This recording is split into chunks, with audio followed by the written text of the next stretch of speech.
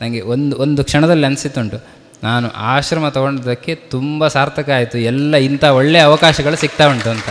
ಹಾಗಾಗಿ ಬಹಳ ಖುಷಿಯಾಯಿತು. ಇಂತಹ ಒಂದು ಒಳ್ಳೆಯ ಅವಕಾಶವನ್ನು ಮಾಡಿಕೊಟ್ಟಂತಹ ಸ್ವಾಮಿಗಳವರಿಗೆ, ವಿಶೇಷವಾಗಿ ನಮ್ಮ ಪಲಿಮಾರು ಶ್ರೀಗಳವರಿಗೆ. ಯಾಕೆಂತ ಹೇಳಿದರೆ, ತಾಯಿ ಹೋದಲ್ಲಿ ಮಕ್ಕಳನ್ನು ಹೇಗೆ ಕರ್ಕೊಂಡು ಹೋಗ್ತಾರೋ ಅವರು ಎಲ್ಲ ಕಡೆ, ನಾನು ಬೇಡ ಅಂತ ಹೇಳಿದರೂ ಕೂಡ ಕರೆದುಕೊಂಡು ಹೋಗಿ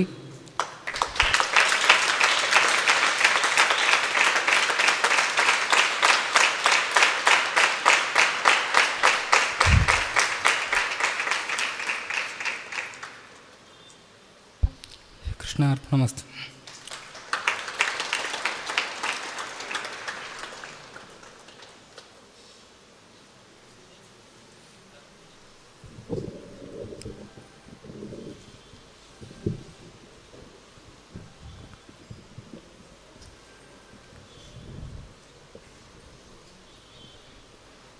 ಬಹುಶಃ ಧ್ರುವನ ಚರಿತ್ರೆ ಹೇಳಿದ್ರಿಂದ ಶ್ರೀಪಾದಂಗಳವರಿಗೆ ಅದೇ ಭಾವನೆ ಬಂದಿದೆ ಅಂತ ನಾನು ಅಂದ್ಕೊಂಡಿದ್ದೇನೆ. ಜೊತೆಗೆ ಭಾಗವತ ತಿಳಿಸಿಕೊಡೋದೇ ಅದನ್ನು